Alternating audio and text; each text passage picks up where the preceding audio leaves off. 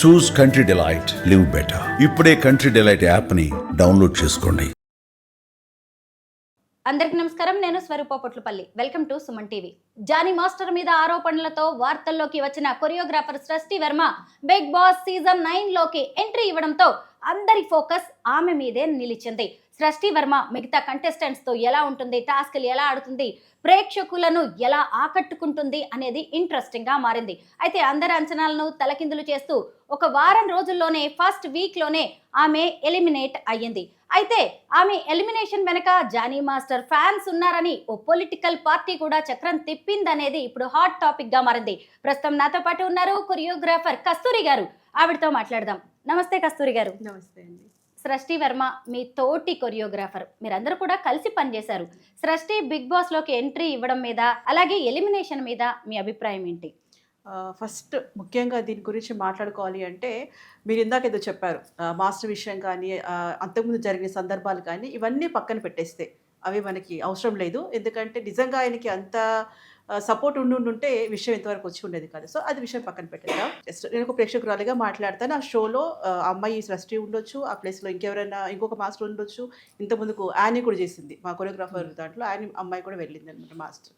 So common ఒక ప్రేక్షకురాలిగా మాట్లాడితే first పబ్లిక్కి కావాల్సింది ఏంటి అంటే, మనకి విద్యాబాలన్ డట్టి పిక్చర్లో చెప్తారు, ఎంటర్టైన్మెంట్ ఎంటర్టైన్మెంట్ ఎంటర్టైన్మెంట్ అంతే. ఈ మూడు అంటే ప్రేక్షకులకు కావాల్సింది ఏంటంటే ఇది గేమ్ షో. దాంట్లో గెలవడం కానివ్వండి, బయటకు వెళ్ళిపోనివ్వడం కానివ్వండి, అది వాళ్ళ చేతిలో ఉంటుంది.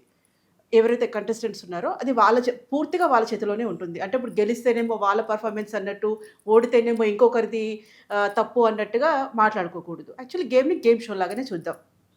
షో విషయానికి వస్తే ఇన్ని సీజన్స్ చేసినా కూడా ఈ షో ఏంటంటే కంటెస్టెంట్స్ కొంచెం చప్పగా ఉంది. నా ఒపీనియన్ ఏంటంటే, అంతగా ఆడతారు, వీళ్ళు ఏం చేస్తారో చూద్దాం, వీళ్ళు ఎలా ఉన్నారు, అంత ఇంట్రెస్టింగ్ ఎవరు క్రియేట్ చేయట్లేదు అక్కడ. ఒకవేళ కామన్ మ్యాన్ వచ్చినా కూడా, మిగతా ఎవరు వచ్చినా కూడా వాళ్ళు ఆకట్టుకోలేకపోతున్నారు. వాళ్ళు మాట్లాడితే అది ఏదో మామూలుగా అయిపోయింది. ఎందుకంటే ఇప్పుడు జనరేషన్ మారుతున్న కొద్దీ కూడా కొత్తగా ఎక్స్పెక్ట్ చేస్తారు.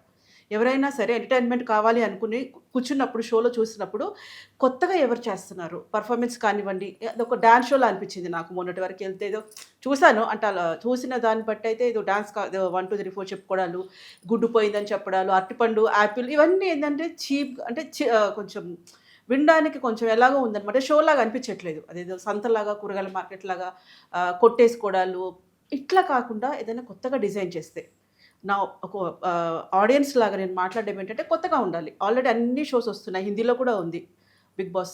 తెలుగులో ఇన్ని వరుసలు వచ్చినాయి, సేమ్ రొటీన్ అవుతుంది. రొటీన్ కామన్, అందరిని తీసుకెళ్ళి ఒక గదిలో పడేయడాలు, అంటే ఇట్లాంటి షోస్ అయితే యాక్సెప్ట్ నాకైతే నచ్చదు ఫస్ట్ ఆఫ్ ఆల్. కానీ అందరిని తీసుకెళ్ళి అక్కడ వెళ్ళినప్పుడు ఏదో ఉండాలిగా, చూడాలి అంటే ఉండాలి కదా. సో అక్కడ నాకు ఏం అనిపించట్లేదు. సో ఇంకా నాకు తెలిసి ఈ అమ్మాయి కొంచెం బెటర్ ఏమో అనిపించింది. ఇప్పుడు ఎలిమినేషన్ అయిన సంగతి పక్కన పెట్టేస్తే వీళ్ళందరిలో కంటే కూడా ఈ అమ్మాయి కొంచెం ఏదో చేసిందేమో అని అనిపించింది. ఫస్ట్ ఆఫ్ ఆల్ మనము ఇప్పుడు ఫస్ట్ ఎవరైతే ఎలిమినేషన్ అయ్యారో అమ్మాయి గురించి మాట్లాడితే ఏంటంటే, అక్కడ నాగార్జున గారు గ్రేట్. అంటే అసలు అతని గురించి మనం ఎంత చెప్పినా కూడా తక్కువే.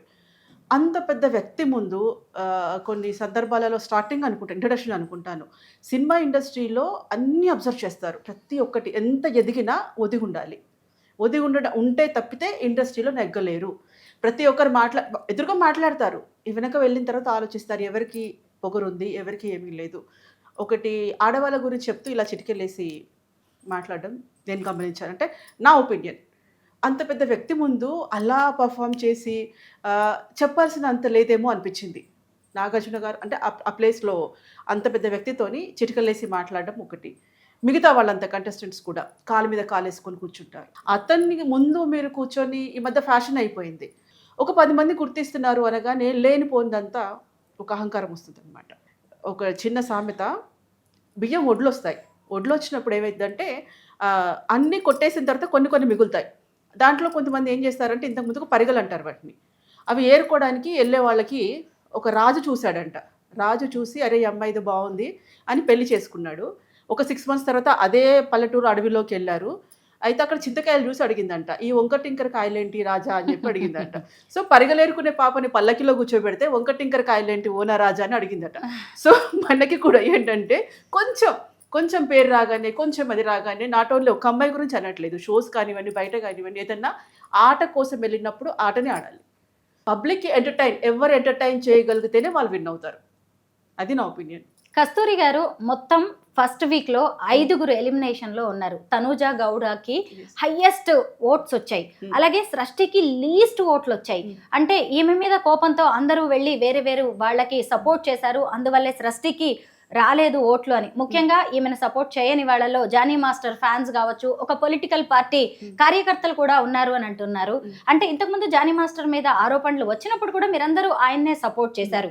మరి ఇప్పుడు ఈ బిగ్ బాస్ మీద కూడా ఆ ఎఫెక్ట్ పడిందంటారా? లేదండి, నేను చెప్తున్నాను కదా, అక్కడ ఏంటంటే మాస్టర్కి ఇప్పుడు ఇవన్నీ పట్టించుకునేంత టైం తనకి లేదు.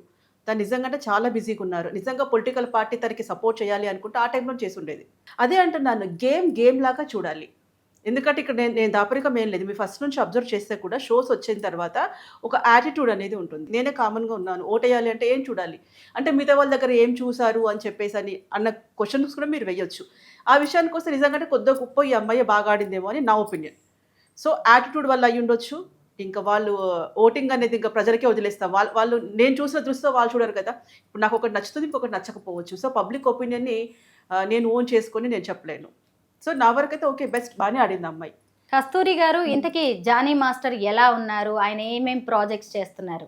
చాలా చాలా హ్యాపీగా ఉన్నారండి. మళ్ళీ బ్యాక్ వచ్చేసారు. తను ఎక్కువ బాంబేలో హిందీ సాంగ్స్ చేస్తున్నారు, తర్వాత తమిళ సాంగ్స్ చేస్తున్నారు, కన్నడ సాంగ్ చేస్తున్నారు, రీసెంట్గా తెలుగు సాంగ్ కూడా ఒకటి చేస్తారు. బిజీగా తన వర్క్లో తను చాలా బిజీగా ఉన్నారు. ఇండస్ట్రీలో 24 ఫ్రేమ్స్ ఉన్నాయి. ఆడవాళ్ళకి ఏదో ఒక ఇబ్బంది వస్తూనే ఉంటుంది. మీరందరూ వాళ్ళకి అండగా నిలబడతారా? లేదు అంటే నేను ఇబ్బంది ఫేస్ చేశాను అంటూ ఎవరి మీదైనా ఆరోపణలు చేస్తే ఈ అమ్మాయిదే తప్పు అంటారా? ఆరోపణలు అంటే ఒకసారి మనం గమనించాలి. ఎందుకంటే రెండు వైపులా, ఇప్పుడు ఇద్దరు మా కొలీగ్సే ఉన్నప్పుడు, ఇద్దరు ఒకే సంస్థలో ఉన్నప్పుడు మనకు వీళ్ళేంటి వాళ్ళేంటి అని తెలుస్తుంది. సో అప్పుడు ఏంటంటే నిజంగా అమ్మాయికి ఏదన్నా ప్రాబ్లం ఉంది అనుకుంటే అమ్మాయి వైపు వెళ్తాం, అబ్బాయికి ప్రాబ్లం ఉంది అంటే అబ్బాయి వైపు వెళ్తాము. నా ఒపీనియన్ ఏంటంటే, నాకు తెలిసి నా సర్కిల్లో కూడా అక్కడ ప్రాబ్లం చూడాలి, జెండర్ కాదు. అమ్మాయి ఉండొచ్చు, అబ్బాయి ఉండొచ్చు, ఎవరైనా ఉండొచ్చు, ఏ కేటగిరీస్ అయినా ఉండొచ్చు. బట్ ప్రాబ్లం ఏంటి, సమస్య ఏంటి, అటువైపే నేను సపోర్ట్ చేస్తాను. జానీ మాస్టర్ మీద ఆరోపణలు చేసిన సృష్టి వర్మకి బిగ్ బాస్ ఆఫర్ రావడం మీద మీ ఒపీనియన్? అంటే అది వేరేలా చూడాలి. అది వేరే కోణం, ఇది వేరే కోణం. దీనికి దానికి సంబంధం లేదు. అంటే ఇలా కేసులు ఉన్న వాళ్ళు చాలామంది ఉన్నారు. కొన్ని విషయాలు బయటపడుతున్నాయి, కొన్ని విషయాలు బయటపడకపోవచ్చు.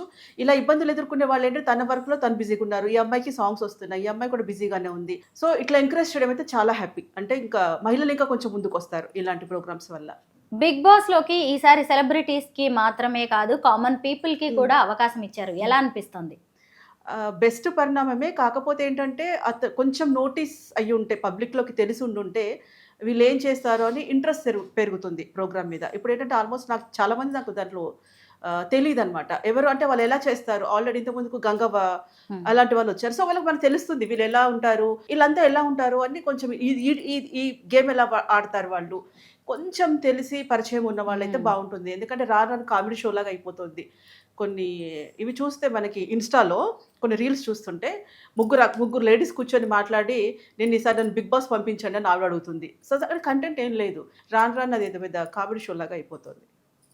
బిగ్ బాస్ నుంచి ఫస్ట్ వీక్ లోనే సృష్టి వర్మ ఎలిమినేట్ అవ్వడాన్ని, దాన్ని ఆ హౌస్ కి సంబంధించిన ఆటగా మాత్రమే చూడాలని, జానీ మాస్టర్ ఇష్యూతో లింక్ పెట్టి చూడాల్సిన అవసరమే లేదని, పూర్తిగా ఆమె ఎలిమినేషన్ అనేది ఆమె ఆట తీరును బట్టి, మిగతా కంటెస్టెంట్స్తో ఉన్నదాన్ని బట్టి, ఓటింగ్ను బట్టే జరిగిందని కస్తూరి గారు చెప్పుకొస్తున్నారు. థ్యాంక్ యూ సో మచ్ అండి.